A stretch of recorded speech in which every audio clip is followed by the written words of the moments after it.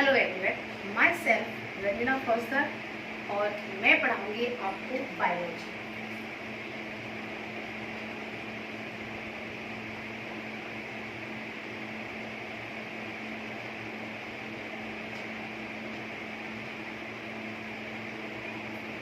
जीव विज्ञान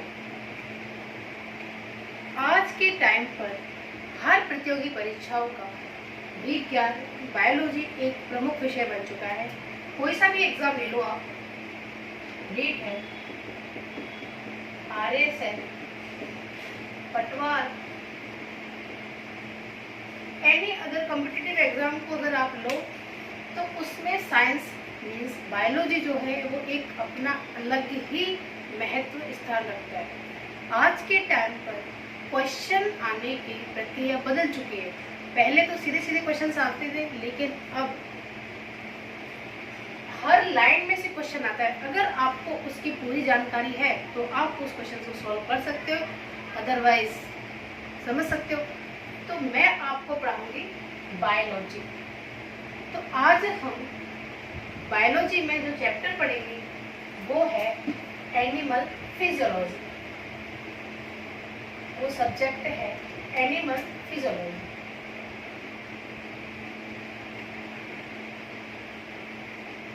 animal physiology, animal physiology का मतलब होता है मानव कार्य। क्या कहते हैं? मानव कार्य। इसको स्टार्ट करने से पहले हमें सबको एक बात पता है कि जहां पर भी बायोलॉजी आती है, और बायोलॉजी में हमें पता है, बायोलॉजी में हमें पता है बात किस किसकी होती है? सजीव पदार्थों की। तो सजीव कौन है? Plant and animal, right. तो प्लांट और एनिमल की बेसिक यूनिट ऑफ लाइफ मतलब जीवन की मूलभूत इकाई क्या है? जीवन की मूलभूत इकाई क्या है? किसकी? सजीव की। किसकी? सजीव। तो सजीव कौन कौन है? प्लांट ले लो या एनिमल, पादप ले लो या आप ले लो जंतु। तो उन सभी की बेसिक यूनिट क्या है? आई होप सब जानते हो। क्या है? सेल। Very good. क्या है? सेल। क्योंकि जीवन की प्रक्रिया प्रोकैरियोट से लेकर अगर आप कॉर्डेटा की बात करोगे, सभी की जो जीवन की संपूर्ण प्रक्रिया है वो किसमें संपन्न होती है? कोशिका में। किसमें संपन्न होती है? कोशिका में। अब ये कोशिका तो क्या हो गई? इस जीवन की मूलभूत इकाई। तो इससे सिस्टम कैसे बना? यहाँ पर प्रश्न आता है कि सिस्टम कैसे बना। अब हम उसके बारे में ही बात करेंगे। तो बेसिक यूनिट क्या होगी इसकी? सेल। जब ये सेल आपस में विभाजित होकर क्या बनाती हैं? जैसे ये एक सिंगल सेल या एक कोशिका है, तो ये एक कोशिका आपस में विभाजित होकर क्या बना रही? बहुकोशिकीय बना रही है, नहीं बना रही है? बना रही है। तो इस कोशिकाओं के समूह को क्या कहते हैं? टिश्यू। क्या कहते हैं? टिश्यू। या कहा जाता है इसको ऊतक। क्या कहा जाता है? ऊतक। तो बच्चों, जो क्वेश्चन फर्स्ट हमारे एनिमल फिजियोलॉजी में से जो क्वेश्चन, एनिमल फिजियोलॉजी नहीं, अधिकतर बायोलॉजी में क्वेश्चन पूछा जाता है कि टिश्यू किसे कहा जाता है? तो टिश्यू किसे कहेंगे? किसे कहेंगे? कोशिकाओं के समूह को, या इंग्लिश मीडियम वाले बच्चों के लिए group of cell is called tissue. मतलब कोशिकाओं के समूह को क्या कहा जाता है? ऊतक। तो ये क्या हो जाएगा? कोशिका का समूह। कोशिकाओं का समूह क्या कहा जाएगा? टिश्यू। समझ में आई? फर्स्ट क्वेश्चन जो प्रोडक्ट होता है ये जनरल, तो वो कि टिश्यू किसे कहा जाता है? तो टिश्यू किसे कहते हैं? ग्रुप ऑफ सेल को टिश्यू कहा जाता है। क्लियर? जब ये टिश्यू आपस में संगठित होते हैं या आपस में एकत्रित होकर जो बनाते हैं उसे बोलते हैं ऑर्गन। क्या कहा जाता है उसे? ऑर्गन, या कहा जाता है अंग। क्या कहते हैं उसे? अंग। और ये अंग आपस में एकत्रित होकर क्या बनाते हैं बच्चों? अंग तंत्र। क्या बनाते हैं? अंग तंत्र, या कहा जाता है उसे ऑर्गन सिस्टम। समझ में आ गया? तो क्या है कि जीवन की मूलभूत इकाई क्या है? कोशिका। जब ये कोशिका आपस में विभाजित होकर ग्रुप ऑफ सेल बनाती है या कोशिकाओं का समूह बनाती है तो ये क्या कहलाती है? टिश्यू। और ये टिश्यू आपस में एकत्रित होकर क्या बनाते हैं? ऑर्गन। और ये ऑर्गन आपस में संयुक्त होकर क्या बनाते हैं? ऑर्गन सिस्टम या अंग तंत्र। अब जो हम सिस्टम पढ़ने की बात बोल रहे हैं वो स्टार्ट होता है ऑर्गन सिस्टम से। आई होप सभी को समझ में आ गया होगा। चलो नेक्स्ट करते हैं।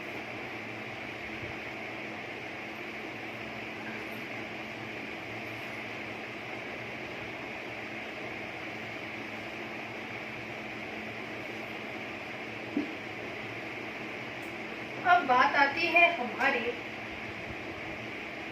अंग तंत्र या ऑर्गन सिस्टम। यहाँ पर एक बात बताना चाहती हूँ कि जो भी बच्चे इंग्लिश मीडियम के हैं और वो इंग्लिश मीडियम में क्लास लेना चाहते हैं तो प्लीज़ कमेंट्स करें। चलो आगे बढ़ते हैं। ऑर्गन सिस्टम, तो हमारी कोशिका जो मिलकर तंत्र बनाती है उसे क्या कहते हैं? Organ system. और इस ऑर्गन सिस्टम में ही जो हमें पढ़ना है, जिसकी हम बात कर रहे थे एनिमल फिजियोलॉजी में, तो ये कई प्रकार के तंत्र ऑर्गन आपस में मिलकर बनाते हैं। पाचन तंत्र, श्वसन तंत्र, परिसंचरण तंत्र,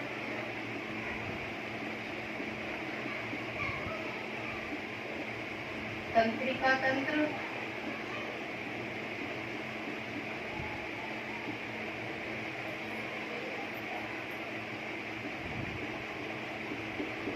पेशीय तंत्र,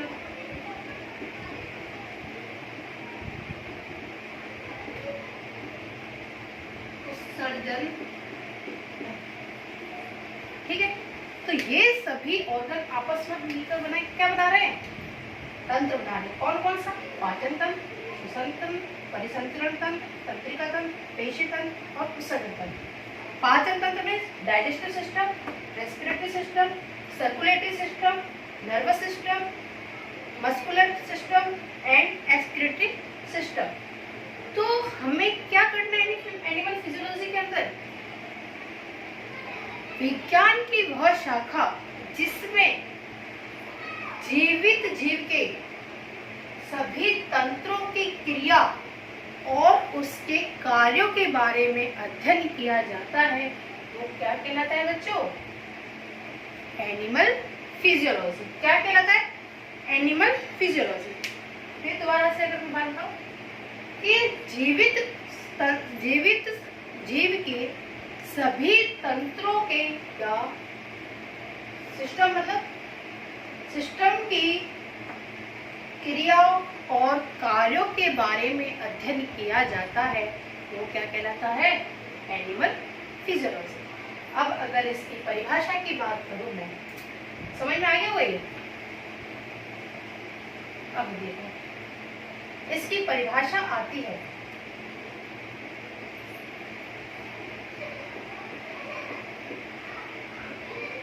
परिभाषा क्या होगी इसकी परिभाषा? विज्ञान की वह शाखा,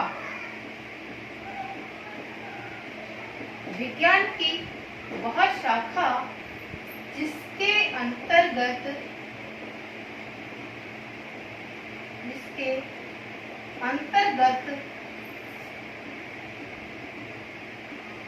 सजीवों की क्रिया और कार्यों के बारे में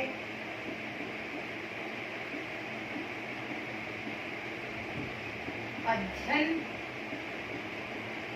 किया जाता है,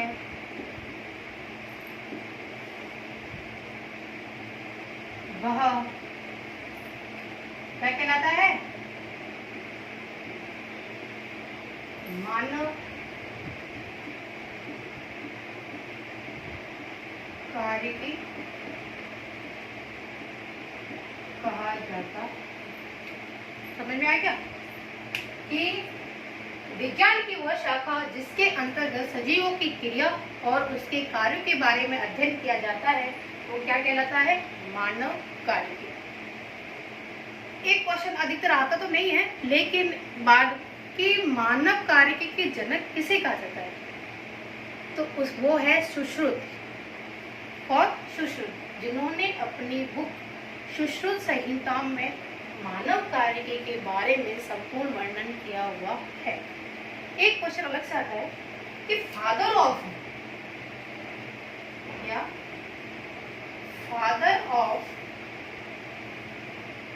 मॉडर्न एक्सपेरिमेंटल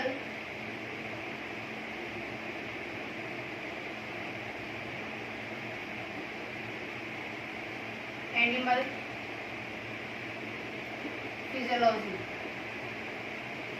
मतलब आधुनिक प्रायोगिक एनिमल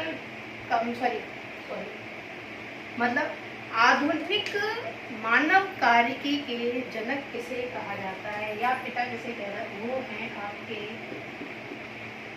क्लाउडे बर्नार्ड। कौन सा है? Claude Bernard. क्लियर?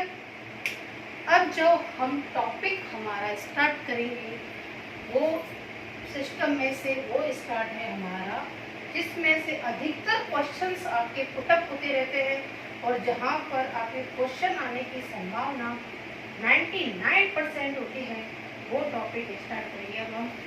और उस टॉपिक का नाम है डाइजेस्टिव सिस्टम। कौन सा है? तो इसको मिटा देते हैं इसमें। उस टॉपिक का नाम है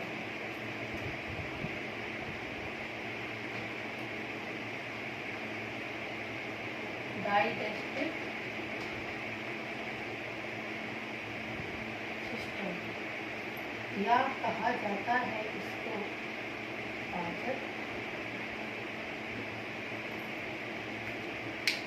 अब मुझे आप सबसे एक क्वेश्चन पूछना कि हमारी बॉडी, जैसे कि मैं आपको पढ़ा रही हूँ और आप पढ़ रहे हो, मैं चल रही हूँ, आप बोल रहे हो, मैं बोल रही हूँ, तो उसके लिए हमें क्या चाहिए? क्या चाहिए उसके लिए? हमें ऊर्जा,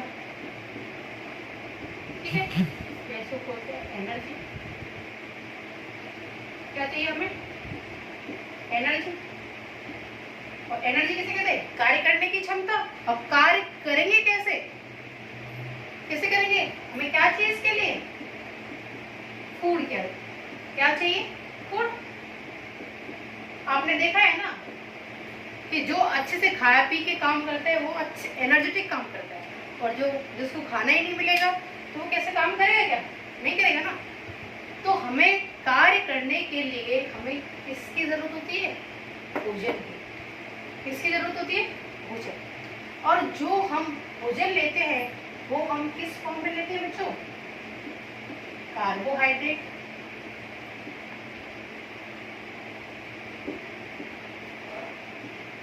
प्रोटीन,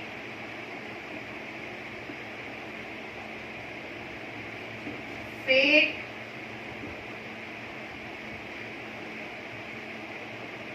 मिनरल्स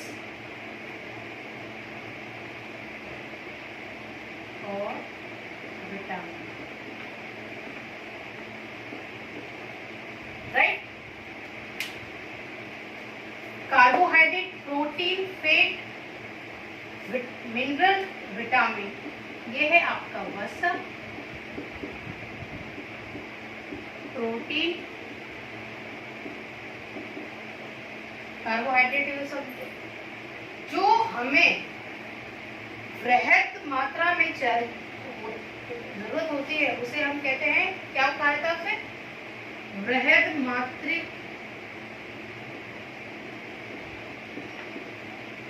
और जो मिनरल्स और विटामिन जो होती है हमारी बॉडी के लिए वो किस सूक्ष्म मात्रा में चाहिए, किस मात्रा में चाहिए, मतलब थोड़ी मात्रा में। तो वृहद मात्रा में कार्बोहाइड्रेट, प्रोटीन, फैट और सूक्ष्म मात्रा में मिनरल एंड विटामिन। ठीक है, तो हमारी बॉडी इनको एब्जॉर्ब करती है। एक बात कि जब हम कोई भोजन लेते हैं तो सबसे पहले हमारा शरीर किसको भोग में लेता है, मतलब किसको कंज्यूम करता है, ये करता है कार्बोहाइड्रेट। एक क्वेश्चन याद रखना कि आप यहाँ पे से भी क्वेश्चन पूरा होता है कि मानव द्वारा लिए जाने वाले भोजन में से कौन सा पदार्थ या भोजन सबसे पहले उपयोग में लाया जाता है शरीर के द्वारा। तो कौन सा लाया जाता है बच्चों, कार्बोहाइड्रेट। कौन सा लाया जाता है, कार्बोहाइड्रेट। एक क्वेश्चन ये आता है कि व्रत, जब मनुष्य व्रत रखता है तो वो अपने उपभोग के लिए या अपनी बॉडी को एनर्जी पाने के लिए किस पदार्थ को काम में लेता है, वो लेता है फैट। क्योंकि ये हमारी बॉडी में डिपॉजिट होता है नहीं, किसी फैट जमा हो जाती है। जब कोई व्रत रखता है तो वो उस टाइम हमने कार्बोहाइड्रेट या प्रोटीन तो लिया नहीं होता है, तो हमारी बॉडी किसको लेती है, जो पहले से ही डिपॉजिट है वो किसको लेती है, फैट।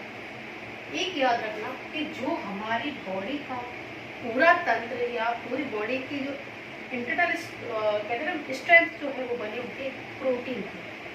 किसकी बनी होती है, प्रोटीन की। हम आगे पढ़ेंगे, वो न्यूक्लिक एसिड में आएगा, समझ में आ जाएगा कैसे।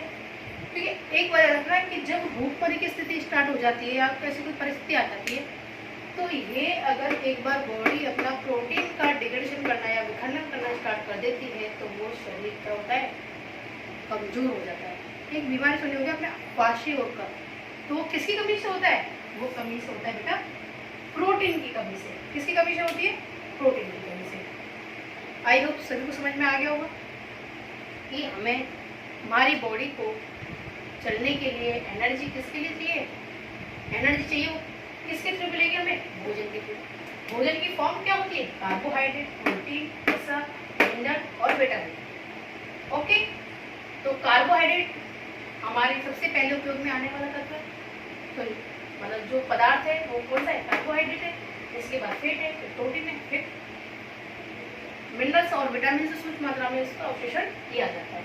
अब एक बात आती है कि जो हम भोजन लेते हैं, जैसे कि अनाज है वो खेतों में उगता है, तो वो सीधे हम उसे यूज कर लेते हैं क्या, नहीं लेते ना। उसको पहले हम खेतों से लाते हैं, फिर मशीनों से उसको उसके बीजों को लेते हैं, फिर उसे उसके बीजों को पीसा जाता है, फिर वो छाना जाता है, इसके बाद उसके आटा बनता है, फिर उसकी रोटियां बनती है, तब जाके हम उसको लेते हैं। ऐसा तो है नहीं कि सीधा लिया और पेड़ को लिया और वो सीधा खा लिया, ऐसा तो होता नहीं है।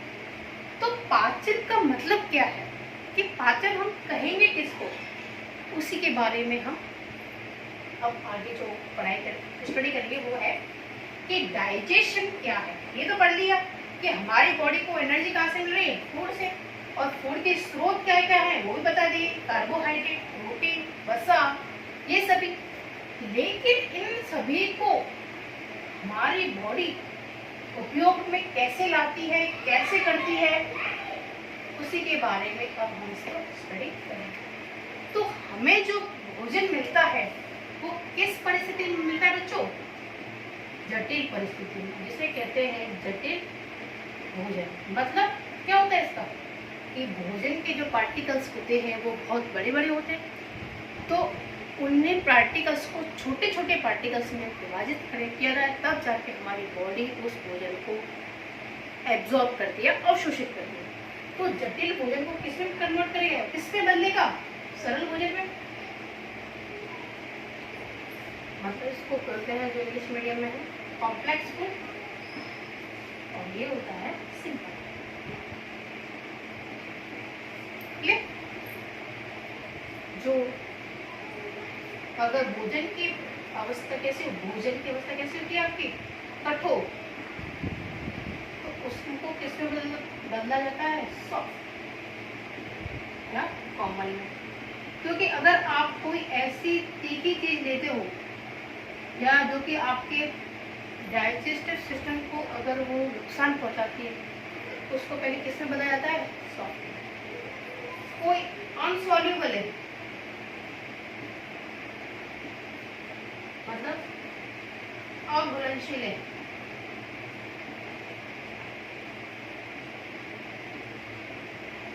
उसको किसमें बदला जाता है बच्चों, घुलनशील।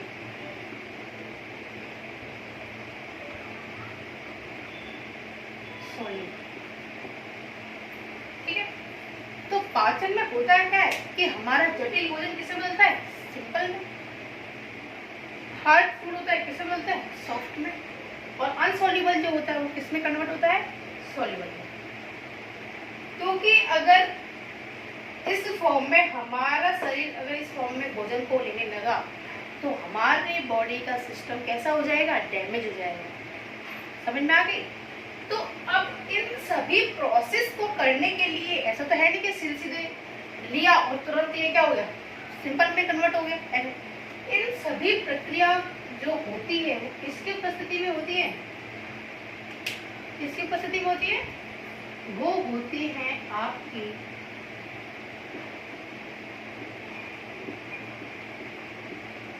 एंजाइमेटिक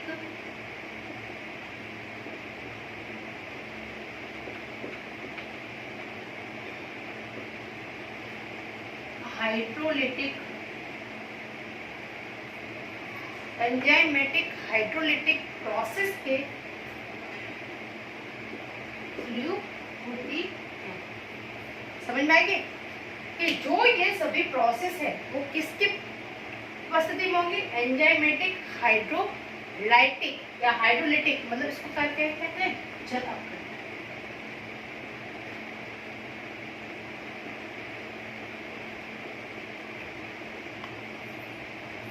ठीक है, एंजाइम क्या होते, एंजाइम क्या होते कि जो किसी क्रिया में खुद तो कंज्यूम नहीं होते, लेकिन वो क्रिया को क्या कर देते हैं, या तो ज्यादा कर देते हैं या फिर उसको कम कर देते हैं।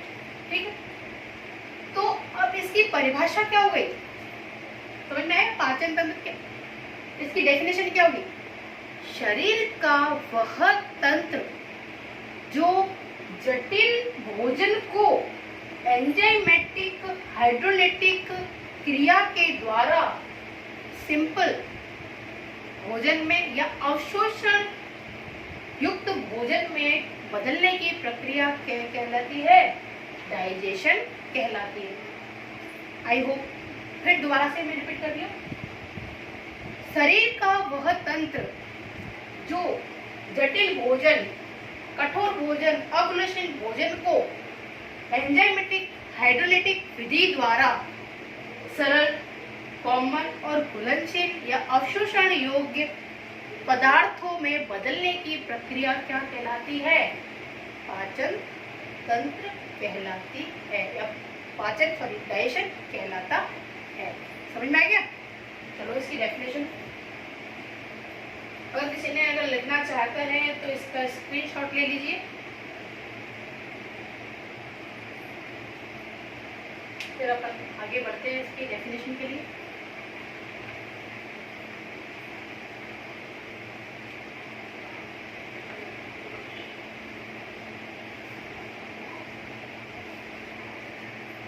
अब इसकी परिभाषा,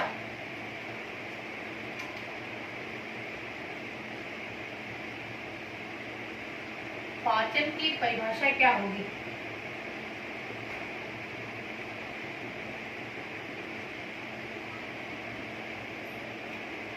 क्या होगी पाचन की परिभाषा?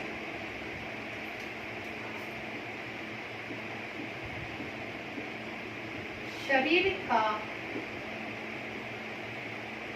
वह तंत्र, शरीर का वह तंत्र जो जटिल, या आप इसको यहाँ पर जटिल, कठोर, अघुलनशील,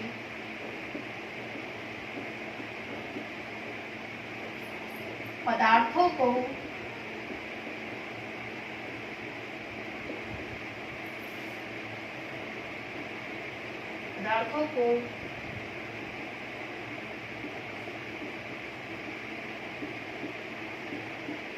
एंजाइमेटिक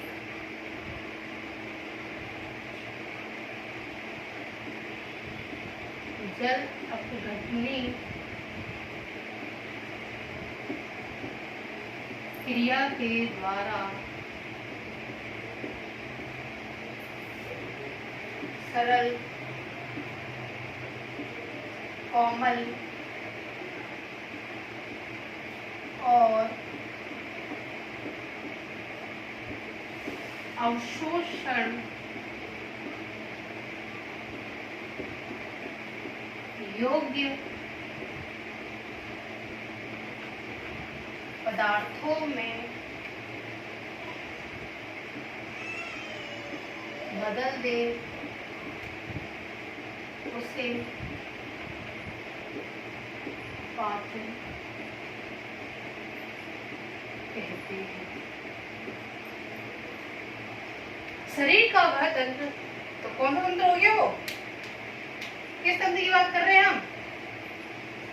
इसकी बात कर रहे हैं पाचन तंत्र। आई होप सभी को समझ में आ गया होगा कि पाचन क्या है। आगे नेक्स्ट स्क्रीनशॉट ले लो, डेफिनेशन लेना चाहो तो। शरीर का एक बार दोबारा रिवाइज कर सकते हो। एक मेरा मकसद ये है कि आप जो पढ़ो उसे इस क्लास में ही क्लियर हो जाए, और मैं आपको ज़्यादा नहीं तो इतना विश्वास दिलाती हूँ कि आपके बायोलॉजी का कोई भी क्वेश्चन आपके एग्जाम में गलत नहीं होगा। चलो आगे बढ़ते हैं।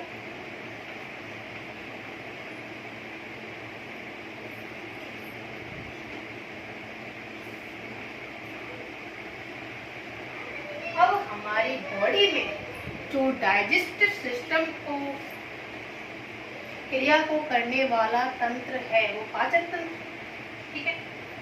तो उस करने वाले ऑर्गन का नाम क्या है? आहार नाल। क्या है? आहार नाल। इसको कहते हैं एलिमेंट्री कैनाल। क्या कहा जाता है इसको? Alimentary canal. ये आहार नाल जो है माउथ से लगाकर एनस तक ये ट्यूब पाई जाती है। माउथ से एनस तक ये ट्यूब पाई जाती है।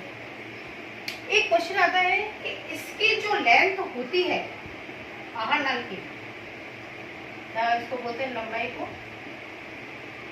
कितनी होती है? जीवित मनुष्य में इसकी लंबाई जो होती है वो होती है 4.5 मीटर। कितनी होती है? 4.5 मीटर। लेकिन ये तो किसमें हो गई? जीवित में। जो लिविंग ऑर्गेनिज्म और लिविंग मनुष्य है उसमें कितनी है? 4.5 मीटर। और जो मृत होते हैं उसमें उसकी लेंथ है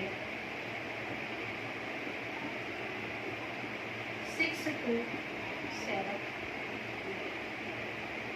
ठीक है, मतलब जब जीवित व्यक्ति होता है तो जो आहार नाल होती है वो संकुचित अवस्था में होती है और उसकी लंबाई कितनी होती है? 4.5 मीटर। और जब वो आदमी मृत हो जाता है तो वो शिथिल पड़ जाता है, उसकी लेंथ कितनी हो जाती है? 6 से 7। ठीक है। अब जो मैं बनाने जा रही हूँ चार्ट कि हम इस डाइजेस्टिव सिस्टम को कैसे स्टडी करेंगे। प्लीज़ आपसे मेरी एक रिक्वेस्ट है कि जो मैं आपको बता रही हूँ आप उसे एक बार अपने 1 घंटा आधे घंटे में आप रिवाइज कर सकते हो, इतना ज़्यादा है नहीं। लेकिन अब जो मैं आपको बताने जा रही हूँ कि हम इस डाइजेस्टिव सिस्टम को किस तरीके से पढ़ेंगे वो मैं अभी आपको बताती हूँ। उसी के अकॉर्डिंग हमारा सिलेबस चलेगा। और इस सिस्टम को हम 2 स्टेप में पढ़ाई करेंगे। कितने स्टेप में पढ़ाई करेंगे? 2 स्टेप। कौन कौन से? एक तो है आपकी आहार नाल, मतलब आहार नाल की स्ट्रक्चर कहाँ से कहाँ तक फैली हुई है, क्या अंगों की संरचना है, वो उसके बारे में। और एक होती है पाचक ग्रंथि, ठीक है, एलिमेंट्री कहना एंड डाइजेस्टिव ग्लैंड। यहाँ पर एक बात याद रखना, जो पाचक ग्रंथि होती है वो कैसी होती है? एक्सोक्राइन। ये क्वेश्चन आता है यहाँ से, इसको यहाँ पर से टिक कर लेना कि डाइजेस्टिव ग्लैंड जो होती है वो कैसी होती है? एक्सोक्राइन। कैसी होती है? एक्सोक्राइन, मतलब बहिस्रावी। कैसी होती है? बहिस्रावी। बहिस्रावी का मतलब क्या होता है कि वे ग्रंथियां जो अपना सिक्रेशन मतलब स्राव ब्लड पे ना मुक्त करके बाहर मुक्त करती है, वो क्या कहलाती है? एक्सोक्राइन। मतलब किसी पदार्थ पर सिक्रेट करती है, वो क्या कहलाती है? बहिस्रावी। याद रखना, पाचक ग्रंथियां जो तो एंडोक्राइन नहीं होती, कैसे होती है? एक्सोक्राइन। ये क्वेश्चन यहाँ पे आता है, टिक कर लेना। आहार नाल। अब हमें आहार नाल में से क्या है कि आहार नाल कई पार्टों में डिवाइड होती है। सबसे पहले हम क्या करेंगे कि सबसे पहले तो इसकी क्या पढ़ेंगे? हम स्ट्रक्चर पढ़ेंगे। इसके भी इतने पार्ट हैं, जहाँ पर माउथ में है, फेरिंक्स में है, इसोफेगस में है, उसके स्ट्रक्चर को पढ़ेंगे। और यहाँ पर पढ़ेंगे हम डाइजेशन की मैकेनिज्म। क्या पढ़ेंगे? मैकेनिज्म, या कहते हैं इसको क्रिया विधि, ठीक है। पहले तो क्या करेंगे? हम इसके स्ट्रक्चर को पढ़ेंगे, संरचना को पढ़ेंगे। याद रखना इसको, हम स्टेप बाय स्टेप चलेंगे, क्योंकि जब अगर हम सबको साथ लेके चलते हैं तो ये कंफ्यूज हो जाता है, फिर हमें ये नहीं पता कि हम पढ़ के आ रहे हैं, हमने पढ़ा क्या था, पहुंच कहाँ गए। तो हम पहले इसको क्या पढ़ेंगे? इसकी संरचना को पढ़ेंगे कि इसकी संरचना मतलब कहाँ से स्टार्ट होती है। तो हमें पता है कि जो डाइजेस्टिव सिस्टम है एलिमेंट्री कैनाल कहाँ से स्टार्ट होती है? माउथ से फेरिंक्स, तीसरे क्वेश्चन को ऑरल कैविटी, ऑरल कैविटी से आप कहाँ पे जाती है? फेरिंक्स, फेरिंक्स से oesophagus, oesophagus to stomach, stomach से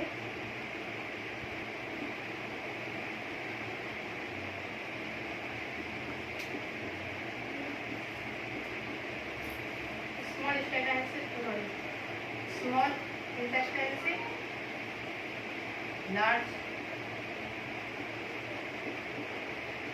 इंटेस्टाइन, और लार्ज इंटेस्टाइन से आपके एनस।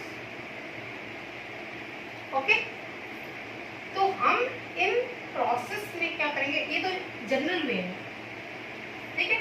ये आपके डाइजेस्टिव सिस्टम पे क्या है? जनरल वे, कि माउथ से स्टार्ट होकर वो कहाँ तक फैली हुई है? एनस तक, ठीक है। तो ये कैसे? माउथ से ऑरल कैविटी, ऑरल कैविटी से pharynx, oesophagus, stomach, small intestine, large intestine. इनके भी पार्ट अलग अलग है, जो उनकी स्टडी हम आपको आगे पढ़ाएंगे। तो हम जो हमारी स्टेप जो होगी वो क्या होगी? पहले तो हम उसकी जनरल स्ट्रक्चर पढ़ेंगे, जैसे कि माउथ खोलेंगे पहले, तो माउथ में मतलब हमारे क्या है? जैसे कि टीथ है, टीथ के स्ट्रक्चर्स, सलाइवरी ग्लैंड की स्ट्रक्चर, मतलब सभी की स्ट्रक्चर को हम स्टडी करेंगे। फिर उनकी मैकेनिज्म और उसमें आने वाली डाइजेस्टिव ग्लैंड के बारे में स्टडी की जाएगी। ओके।